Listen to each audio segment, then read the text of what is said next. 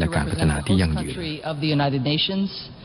so as to have the chance to address you on such an important occasion. On behalf of the United States, I wish to convey our deepest and most heartfelt condolences to Her Majesty Queen Sirikit, her children and grandchildren, and to the people of Thailand on the passing of His Majesty King Bhumibol Adulyadej. His Majesty was not only a lifelong friend and partner to the United States, but he also had deep personal ties to our nation. The King's parents met in Cambridge, Massachusetts, where both were studying medicine, his father at Harvard and his mother at Simmons College. His Majesty only lived there as an infant, but his presence is still very much felt in Cambridge. I can speak with a bit of authority on this subject because before I had the privilege of serving in the Obama administration, I was a professor in Cambridge at Harvard's Kennedy School of Government, and my walk to and from campus often took me through King Bhumibol Square, which sits adjacent to the Kennedy School and was named in honor of his birth.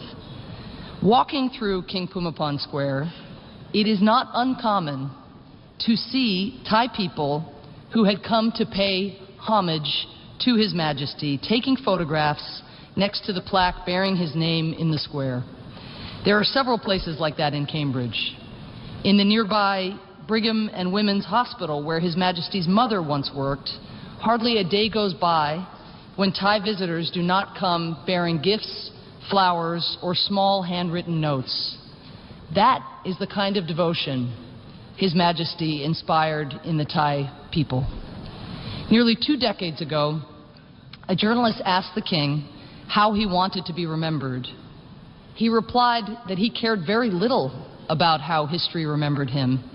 He said, quote, "If they want to write about me in a good way, they should write how I do things that are useful," end quote. In the eyes of His Majesty, doing things that were useful meant finding a way to solve problems that affected real people, most importantly, the vulnerable and marginalized people. And as the King saw it, the only way to know what was useful and to understand the problems that people were facing was to get out into the field, into the places where people lived. So the King traveled constantly within his country, in particular to the poor and rural parts, where over the course of his tenure, he would develop thousands of development projects. But it wasn't just that His Majesty went to these places. We see leaders do that a fair amount. It was also how he went. He made a point of meeting directly with locals, be they fishermen, rubber or rice farmers, or primary school students. When he met with officials, he would choose those working at the very grassroots, agronomists, school teachers, policemen. And His Majesty was more than just a keen observer. Being useful meant helping fix the problems that he encountered and empowering the Thai people to do the same.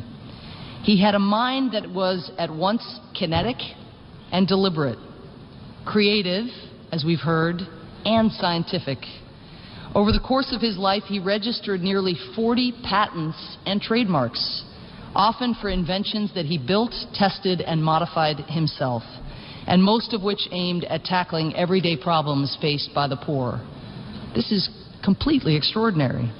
Take the invention nicknamed the monkey's cheeks, which he designed to address the perennial floods that Thailand experiences. His Majesty remembered seeing as a child the way that monkeys would store chewed bananas in their cheeks so that they could eat them late, and built a system of small reservoirs that worked using a similar principle, storing excess water during heavy rains that could be used later for irrigation. The system of the monkey's cheeks is still being used across Thailand today. Many of the King's inventions fit this pattern, merging conservation with human development. He was decades ahead of the curve in recognizing that what was environmentally sustainable was crucial to the long-term health of communities. Let me conclude. In June 1960, His Majesty returned to the United States at the invitation of then-President Dwight Eisenhower. He was asked to address a joint session of the U.S. Congress. He was just 32 years old. Speaking to Congress, His Majesty said that he had accepted the invitation in part because of what he called the natural human desire to see my birthplace, Cambridge, which he returned to on that trip. But he also came, he said, to affirm our two nations' unique friendship and shared values. As he put it, friendship of one government for another is an important thing, but it is friendship of one people for another that assuredly guarantees peace and progress. His Majesty told members of the U.S. Congress that there was one tradition valued above all others for the Thai people, the commitment to family. He said, quote, "The members of a family are expected to help one another whenever there is a need for assistance. The giving of aid is a merit in itself. The giver does not expect to hear others sing his praises every day, nor does he expect any return. The receiver is nevertheless grateful. He too, in his turn, will carry out his obligations," end quote. Now, the king was speaking about the bonds and generosity among members of Thai families. But in retrospect, his words can just as easily be applied to the way that he lived his life, a life of always looking for ways to be useful to those in need, a life of giving and of serving every single day, not to earn praise, not to get something in return, but rather because that is what one does for family. And His Majesty considered all the people of Thailand to be his family. How fortunate the Thai people were to have had His Majesty as a member of their family. And how fortunate we are to be able to learn from the way that this remarkable king chose to live his life. Thank you. เป็นคำกล่าวของนางสแมนธา พาวเวอร์ซึ่งเป็นเอกอัครราชทูตผู้แทนถาวรสหรัฐประจำสหประชาชาตินะครับ